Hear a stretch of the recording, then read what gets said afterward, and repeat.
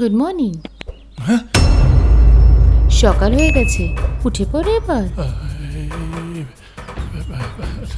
অদিতি, তুমি এখানে? তোমার তো আজকে আসার কথা ছিল না। আচ্ছা তাই নাকি? সকালবেলা এই দৃশ্যটা দেখার জন্যই আমি এলাম বলে। শুধু কাল রাতে মির্দের পাঠানো ভিডিওটায় আমার মন বলল না, তাই সামনে দেখতে এলাম। তার মানে তুমি মিতাকে চেনো?